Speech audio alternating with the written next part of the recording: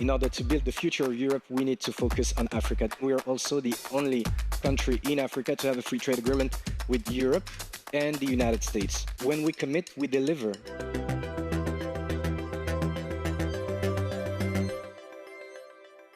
Welcome to The Big Question.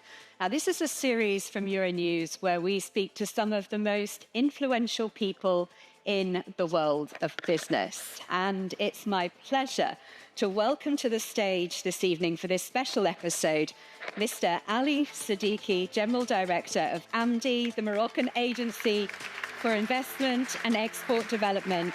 Pleasure to have you on the show, Mr. Seddiki. Thank you for having me. Take a seat. So lots to talk about, Mr. Seddiki, but first of all, let's start off by talking about how Morocco has emerged, of course, as we know, as a gateway between Europe and Africa.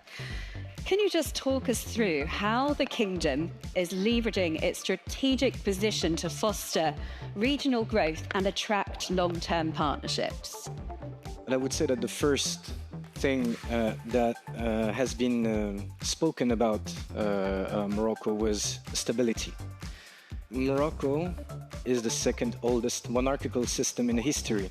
This is the ground and the foundation of our nation, and that gives us the ability to project and to have long-term planning. So combining stability with vision, I think, is the first and most important asset Morocco was able to provide investors with at a time where there is a lot of uncertainty in the world. On top of that, we have the best graded economy in Africa. Even our grade was upgraded last year. We went from BB+ with stable outlook to positive outlook. And now we're talking about something that happened after COVID, after the energy crisis. So it's telling of our capacity to provide our partners with a stable environment overall. This stability led to another leading asset of Morocco, which is a world-class infrastructure. We're not an oil and gas country, so building the quality, the infrastructure with this quality in Morocco took sophistication and dedication and engagement. And this helped us build world-class industrial ecosystems. If you add to that the fact that we are one of the most open economies in the world, we have free trade agreements with 90 countries, more than 55 free trade agreements that open a market of more than 2.5 billion consumers worldwide. And we are also the only country in Africa to have a free trade agreement with Europe and the United States. As a fun fact, we're also the closest country to Europe to have a free trade agreement with the United States. So again, the openness was part of the recipe. And to add to that, human capital, trained, educated, with an average age of 29, which is compared to Western Europe, you know, the average age is 44. And at a time where you have shortages in talents, in HR, this is the greatest asset of Morocco. And last but not least, and this is something that is difficult to explain because you actually need to experience it. Morocco is execution driven. When we commit, we deliver. We honor our signature. And to take very simple examples, when you're in one of our special economic zones and you request a construction permit, it takes less than 2 weeks. So we are dedicated and we're execution driven.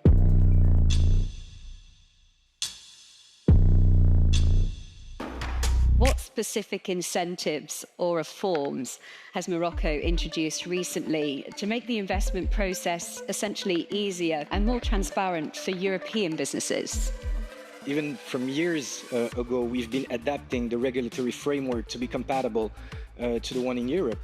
And a European investor in Morocco, does not think that the environment is different from the one he has in Europe.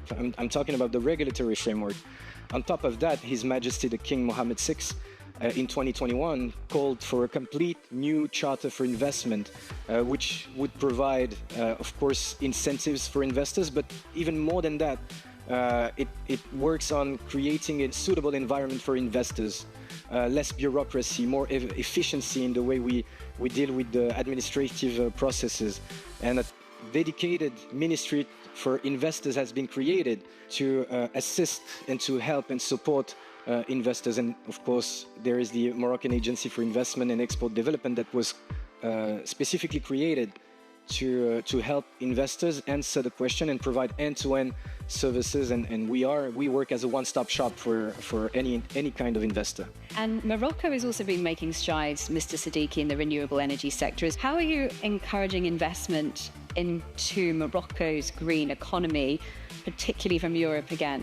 To be frank, we don't really need to encourage investments in the green energy or the green economy sector. Because now people know and understand that Morocco has a key role to play, and they come by themselves.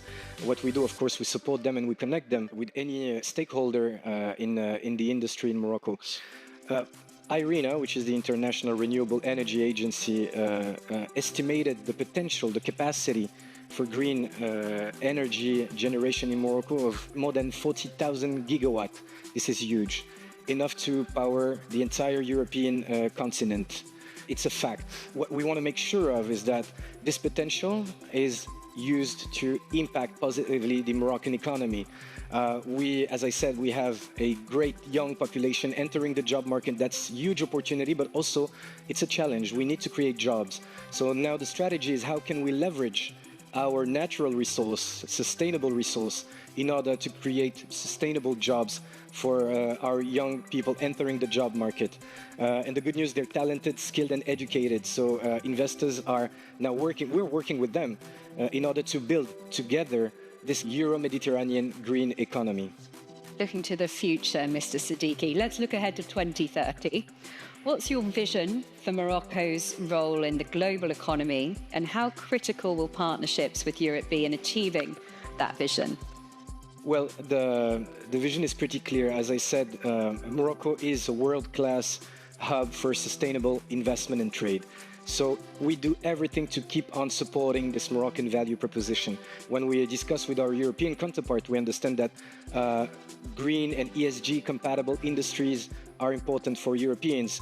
They are also looking for additional cost efficiency, competitiveness, and also for future markets. And so Morocco has that opportunity to be a medium between Europe and the rest of Africa, building the continent. I mean, Morocco is definitely a market of the present, but Africa is also the market of the future. And if we want to make sure that we have all the elements required in order to build the future of Europe, we need to focus on Africa. This is exactly what Morocco has done. And so our agenda for 2030 is pretty clear. It means keeping on sharing our experiences with the rest of our continent. It's also putting ourselves as a great partner to Europe. And clearly, we think that Morocco is part of the solution for the European companies. Thank you very much for sharing your insights with us on The Big Question. It's been a pleasure to have you on the show. And thank you very much to all our viewers at home for watching. See you again next time.